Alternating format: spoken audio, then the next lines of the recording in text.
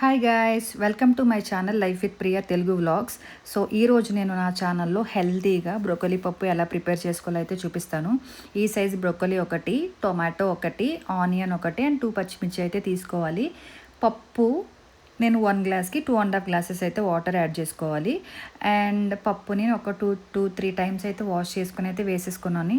Broccoli కూడా cut చేసుకొని పురుగులేం లేకుండా చూసుకొని చాలా నీట్గా వాష్ చేసుకొని అయితే వేసేసుకోవాలి. తర్వాత ఆనియన్ కట్ చేసుకొని యాడ్ చేసుకోవాలి. టొమాటో, పచ్చిమిర్చి కూడా కట్ చేసుకొని వేసుకోవాలి. వేసేసుకున్న తర్వాత దీంట్లో 1/2 టీ స్పూన్ అయితే పసుపు, 1 స్పూన్ ఆయిల్ వేసుకోవాలి.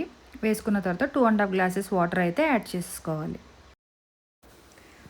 అన్నీ యాడ్ చేసుకున్న తర్వాత కుక్కర్ విజిల్ పెట్టేసి స్టవ్ మీద ఒక 5 to 6 విజిల్స్ అయితే రానిస్తే పప్పు చాలా మంచిగా ఉడికిపోతుంది.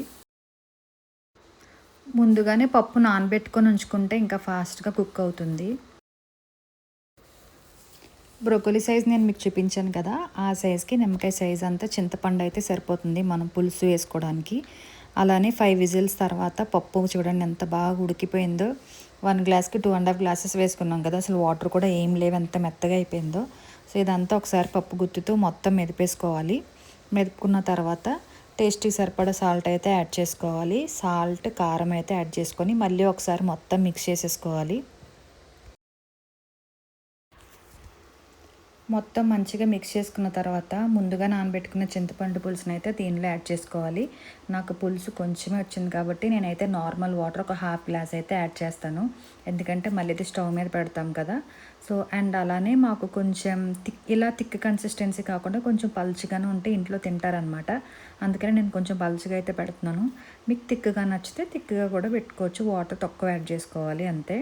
సో ఇక్కడైతే వాటర్ యాడ్ చేసి నేనైతే స్టవ్ మీద పెట్టేసి మంచిగా మరగొడుతున్నాను. టేస్ట్ మాత్రం చాలా బాగుంటుంది బ్రొకోలీ పప్పు. మీరు ఎప్పుడు ట్రై చేయకపోతే మాత్రం తప్పకుండా ట్రై చేయండి. సో ఈ కన్సిస్టెన్సీలో అయితే నేను దించేసాను. ఇలా అయితే మా వాళ్ళు తింటారనమాట. అందుకని నేను ఇలానే పెడతాను. ఇప్పుడు ఏ పప్పు పెట్టినా నేను అలాగనే పెడతాను. నెక్స్ట్ పోపు అయితే పెట్టుకోవాలి. సో ముందుగా వెల్లుల్లిపాయలు అయితే యాడ్ చేసేసుకున్నాను.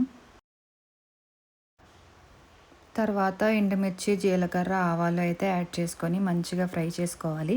ఇవి కొంచెం ఫ్రై అయిన తర్వాత కరివేపాకు అయితే యాడ్ చేసేసుకోవాలి.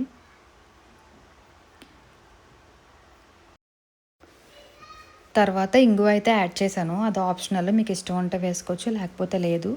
అంతే. ఈ పోపు అయితే పప్పులో వేసేసుకుంటే మన బ్రోకోలీ పప్పు చాలా టేస్టీగా అయితే రెడీ అయిపోతుంది. అండ్ చాలా సింపుల్గా కూడా అయిపోతుంది. పిల్లలు కూడా చాలా ఇష్టంగా తింటారు. బ్రోకోలీతో ఏం చేసినా కొంతమంది పిల్లలు తినరు కదా. సో ఇలా అయితే ట్రై చేసి చూడండి, చాలా బాగుంటుంది. ఈ వీడియో మీకు నచ్చినట్లయితే లైక్ చేయండి, షేర్ చేయండి, అలానే సబ్స్క్రైబ్ చేసుకోండి.